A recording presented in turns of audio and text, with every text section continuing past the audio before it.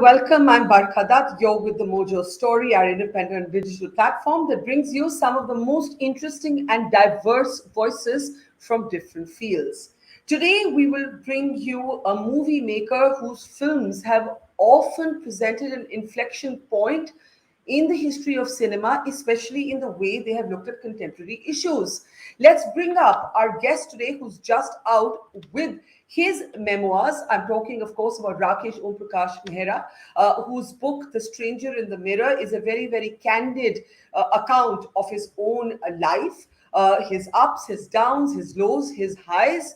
Remember, Mr. Mehra's iconic films, including Rang De Basanti, have often shone a mirror on the contemporary issues of our time. Rang De Basanti, in fact, some would say, presented this generation of contemporary India with a template for protest. But it would be also interesting to ask Rakeysh Omprakash Mehra, who's worked with some of the biggest talents of our time, how he would define patriotism for the polarized times that we live in, where there is such a regimented definition of a rebellion, revolution, and nationalism. On the Mojo Story today, the movie maker reflects on his multifaceted relationship, not just with cinema, but actually with himself, because after all, this is a storytelling, not of someone else, but of his own life. Let's bring up on the program now Rakeysh, whose most recent film was, of course, Toofan. And like I said, his book is very honest, which is always the toughest thing to get right in a memoir.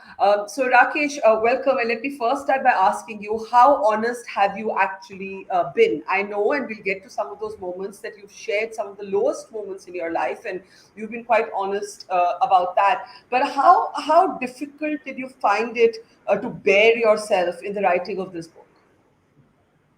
Actually, it was the easy thing to do, to bear it all, rather than to make it up. Uh, yeah, I have heard those accusations where your memoirs or your autobiography can be the most dishonest piece of work. But for me, it was I didn't know any other way actually, Barkha, uh, to how to put it across otherwise. Yeah. Yeah, but did you find it? You're almost saying it was easier to be honest than to do anything else. It's yeah, because it's simpler. It could be tougher on yourself, but I think that's just a mindset.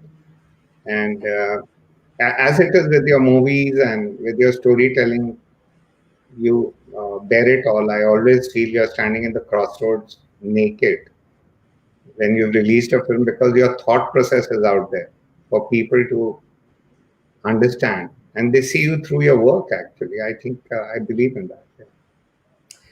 One of the things of being in a profession like yours, as you said, is that you have that sense of being naked. And the problem with being naked is everyone has an opinion on how your body looks.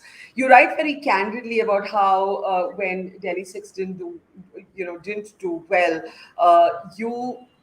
you were so heartbroken that you almost, and I'm quoting from the book, almost drank yourself to death. What was it about? You faced criticism before and after. What was it about the response to that particular movie that shook you in the way that it did? Um, uh, it's now this is in retrospect.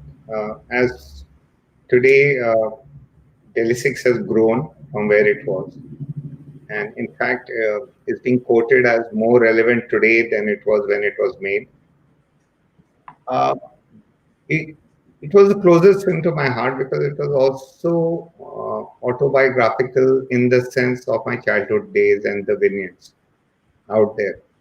I knew for a fact that whatever I was saying in Delhi-6 was true. And it was man ghadat nahi tha. I was not making it up. Neither was I manipulating. Those are the events which were happening around me. Those are the events which are happening in the country. And it was a creative rendition of the events. And when people did not accept it, I could not understand why I didn't accept it. So first, there was a lot of disillusionment, a lot of confusion. Yes, you're right. I did drown myself in alcohol. Uh, it took me time to emerge with a clear head. And in fact, after 6 months, I got up and I shot 3 more days, not to please the audience, but to make the film that much more starker. If at all you missed the message or you declined the message, here it is uh, with a little more jab into it, if I may say, little more uh, frankly spoken. Hmm. But when you say you almost drank yourself to death, you drowned yourself in alcohol. Do you now look back and think that it was something more than not getting the validation of the audience? Because that surely had happened to you before. Also, it's happened since. Also, some movies have super resonance like Rang De Basanti, and some movies don't, and that's part of actually what all of us do. There's sometimes I report a story and I think it's the most powerful story that I've ever reported, and people will not react to that, and they'll react to something that I found quite mundane. No, absolutely. I think you pointed it out correctly. It was not just a box office failure of the film, not at all. You see, Delhi-6 was a reflection of the Babri Masjid demolition. The mudda in the film was that uh, there is a masjid there, but where there used to be a Hanuman temple 414 years ago, and that was one of the subplots. Other than that, like any other old city in India, the mohallas had Hindus and Muslims living together, uh, you know, mingling with each other. And then at a drop of the hat, when this issue came up, they wanted to drink each other's blood. Mhm. So when we showed that in the film, and poetically enough, uh, people just rejected it. So what really got to me was like, why can't we accept what's going on? What are we living in? What world are we living in? I think that was more that hurt me rather than not the box office of the film. That was like irrelevant. That is relevant up to a point, but that's not what cinema is all about. So basically, you're saying that message of that movie that was really a reflection of our country. The fact that you couldn't get people to relate to that story of what relations used to be between communities, that was in a way disenfranchising, isolating, alienating as an Indian citizen, not just as the maker of Delhi 6. Yeah, I think we say something, but we do something else altogether. We have these conversations about, loving each other and living in peace and all that. But when we really act out as individuals now and as families, we act out like animals. We act out in a very, very different manner as such. And so there's a sequence in Delhi 6 is the entire neighborhood is there, and the communal tension is going on. There's a temple under the banyan tree which has been burned, and there's some starting of a mob violence, but all done in a very poetic fashion. I didn't go the realistic way in that film. It was not like Garam Hawa or something. And the main protagonist shows the mirror to the neighborhood, and he says, Yeah. "झांक ले इसके अंदर, इसी में अल्लाह, इसी में भगवान." Now, Hmm. I did that with a very honest, uh, maybe with a lot of naivety as such. And when that was rejected, uh, that broke my heart. Actually, that you reach out honestly and people say yes, yes to you in their conversation, but they actually mean something else. What did it say to you about the state of the country, about how broken, in a way, these relationships that we've always taken for granted in our country might be? I, I, now it's almost 10 years since Delhi 6, but even before that, what it says is I think we are not learning from our mistakes. We are not willing to accept today uh, suddenly we go back to some unknown cultural heritage we have, which is not the India of 2021 today. It is not. We are a very young country. We are a very traditionally a 5,000-year-old land. But as a nation, we are very young. The idea of patriotism is how to hate somebody else or a neighboring country. The idea of patriotism has now grown into being a global citizen. But we are not teaching that to our children. But I'm not complaining here as a storyteller, as a filmmaker. It's my it's my religion to reflect. Yeah. Yeah, but talking about patriotism and then talking about protest, when I look at Rang De Basanti, it really was a protest film. It was a film about young revolution, young rebellion. It was a film about rage. Uh, Today, if you had to make Rang De Basanti at a time when nationalism is such a politicized conversation, it is such a divisive, oddly, instead of being a unifying conversation, it is actually an ideologically dividing conversation. Uh, would you make Rang De Basanti the same way in today's India? It could be slightly better and more hard hitting, I must say, because In what way? In what way? as you said, the environment is more polarized, and it's going back to us, and we need to shake ourselves out of it, essentially. Yeah. And Explain what you and mean by that.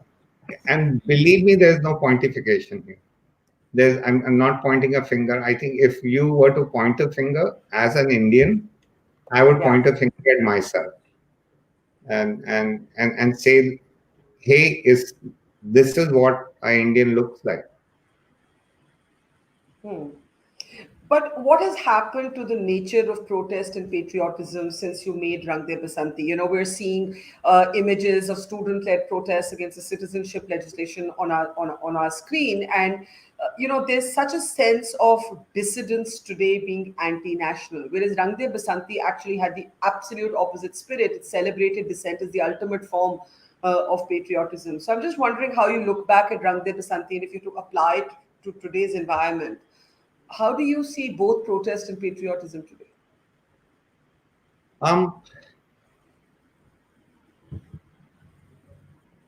I I'm not a soothsayer. I can't predict things. My job is to tell stories to the best of my knowledge and as you feel about them and as you feel in the moment. Rang De Basanti was a mixture of a lot of things. It was my college days from Delhi University where all of us used to sit on the fence and keep saying, they don't do this, they don't do that. And none of us got up and actually actively participated in building of a nation as such. So when I got an opportunity to sit on a director's chair, I said, okay, let me try and fill that gap where I did not give a part of myself to my nation or nation building as such. And I tried my best, and it kind of worked out. Um, if you say like today, I think today there's a better opportunity to express works like Rang De Basanti or even better. And I, it just needs that uh, choice you have to make, and you need to have that much caring for the humanity around you and that much love for the people of your country to bear it all and tell the story the way it is.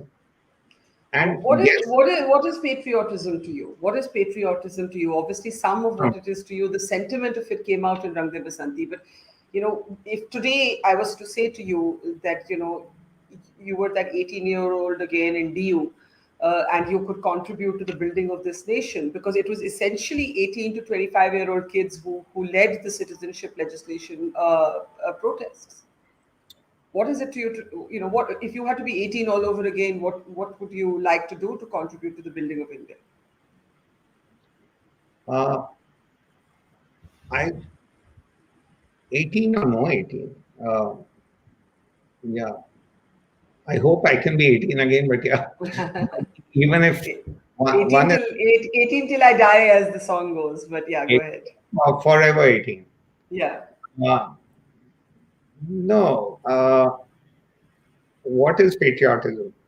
I think patriotism, uh, essentially for me, today the meaning has changed. It cannot be confined to boundaries. It cannot be confined to protecting a boundary like we were taught or like the definition used to be for many, many years. I think today, true patriotism is that you come from a land where you can contribute to the rest of the world and to the betterment of the humanity, to conserve nature. Look at during pandemic, uh, so many frontline workers, not just in India, all over the world. Uh, the scientific community all came down, worked hard, got a vaccine in record time, put their lives in danger. Look at yourself, you were out there. And I used to wonder, oh my God, what's she doing? Is she crazy or what? Of You course know, I'm crazy. Of course and I'm crazy. yeah, so there should be a law for crazy journalists actually, also. Yeah. And uh, so to to tell the people that patriotism is not about hatred, it's not about a tribal mentality, it's not about a garden where all the flowers are of single color, and it's not that. It's like a true patriotic will be a great scientist, a great leader, a great Martin Luther King today is what we need. A great Yeah. Gandhi is what we need. Who can, like a Nelson Mandela is what you need. It's like to go out there with a belief system and represent India to the world. In what? In peace, in kind of progress, and most importantly, the upliftment of the poor, which is what we've been struggling with for the longest time. And with the migration, it again, the truth People came kind of home. like a Yeah. slap on the faces. The people, the Yeah. hats of this nation, were have to hang their head down in shame. And again, I'm not pointing a finger to the establishment. If you Yeah. are so interested in pointing a finger to the establishment, then join the establishment. Send your kids there. No? Don't sell them. Send them to NYU. Yeah, there is that hypocrisy, which takes me to an interesting question. You know, I was interviewing Vishal Bhardwaj recently, and he was talking against this new proposed legislation to allow movies to be censored even after they've been cleared by the censor board. And he said, "आजकल तो कोई भी नहीं बोलता. एक जमाना था आमिर खान बोलते थे, अब तो वो भी नहीं बोलते." And since you worked with Amir, and he used to be vocal, outspoken. Today, we live in different times. Some of us as journalists have developed thick skins. We don't care about trolls, but I know actors, movie makers do. Uh, is it really tough to be in the film industry today and speak your mind? And why don't more people do it? हम journal हवा तो ऐसी चल रही है सुनने में तो ऐसे ही आता है कि अ, ज्यादा बोलोगे तो फंसोगे Hmm. और एक डर का माहौल सा है Hmm. सो वो तो है but I think as storytellers, uh, as filmmakers, it is our responsibility to make films which reflect the current time and interpret it. It is for the people to accept or reject it. Yeah. But considering how badly you took people not accepting what you felt was the thrust of Delhi-6, today, is it different? Today, do you feel stronger, or do you feel even more isolated and alienated? Because that happens, like we can believe something very strongly, but actually most people around us don't share that sentiment. Yeah, Barkha, funnily enough, today people are accepting Delhi 6 after they rejected it. I just saw a comment in the live stream, which I'd taken up, saying you should re-release Delhi 6. That's actually exactly what somebody said. Yeah, no, I'm getting that kind of a response a lot. And Yeah. in fact, it got released on Channel 4 recently, a year back, Hmm. and it had one of the highest ratings for any Indian film. It did well, pretty well after that at the Venice Festival, but those are festivals, those are for us. It's like a family dinner where nobody knows what's going on, Yeah. and that's it. And you pat yourself on the back, and then you come out. But it's not the real thing for the real world as such. But having said that, it's growing as a film. That means the younger generation today is is knows what's going on, and I'll tell you why. They're connected. Hmm. When I was growing up, my era in Delhi University, all we knew was what we read in the newspaper or heard in All India Radio. Or Yeah. maximum, there was one, two Doordarshan channels. There was not even a color Yeah. TV. Yeah. There was NSUI, there was the ABBP, and there was the CPI party, and there were elections, and that was the height of politics for us. Hmm. Didn't really know what was going around in the world unless you were really well traveled, well read. But for an average youngster, your right to information was what was fed to you. But now there is a choice of information. And but the choice you have to make is whether to get swayed by propaganda or to understand the various voices that are going around in the world. The amazing job which is going on, especially in the journalism field. It is the golden time to be in it, and the toughest time also. It's simultaneously the glory and the shame years of journalism. Um, I'm not such an expert on that, so I'm saying it. I'm saying it I because so much of my take I'm your word saying it for about my fraternity is completely sort of I mean, I think our job is to hold power to account, and so many of so much of my fraternity is not willing to do that. On the other hand, there are, especially in smaller towns, non-celebrated, non-city journalists are paying with their lives sometimes. So we have to recognize that. But sorry, I didn't mean to interrupt you. How do it's a very interesting point you say that today young people do have multiple sources of information, so they can maybe make up their own mind more easily than they could. and they are making up their mind easily. And what happens is, see, I made Rang De Basanti when I was 36 year old. Hmm. I went through Rang De Basanti when I was 22 years old. I lived Rang De Basanti when I was 22 to 25, 26. Mandal happened, Tinaman Yeah. Square happened, and all that. Air Force School I was, so MiGs were crashing, so that got the blood boiling. But it manifested me as a piece of art and as a piece of pulp commercial cinema, mainly after 12, 14 years. So everything is going to manifest, and it always manifests. The history has told us that uh, how can you suppress spirit of humanity? It's not possible. Hmm. Finally, to come back and end with the memoir. Why the memoir now? What made you write it now? It's not that you stopped making movies. You've just made Toofan. Why did you decide? What was that voice inside you that said, "I need to tell my story now"? You're not going to stop being a storyteller. Barkha, it all I loved reading books on movies for the longest time, and I got to know a lot about my favorite films. But Hmm. unfortunately, whenever I looked for books on movies for my favorite Indian films, whether they were Tamil, Telugu, or Hindi or Bengali, I could never get them. They were very far and few, and that also were driven, personality driven, not film driven as such. So I always wanted to capture uh, what went behind the film, what what was the reason to make the film, where you felt you went right, where you felt you went wrong uh, in any department or as such. So it started with that. In fact, the earlier title of the book was Interval. I thought I've reached an interval in my life. Abhi to aadhi picture baki hai.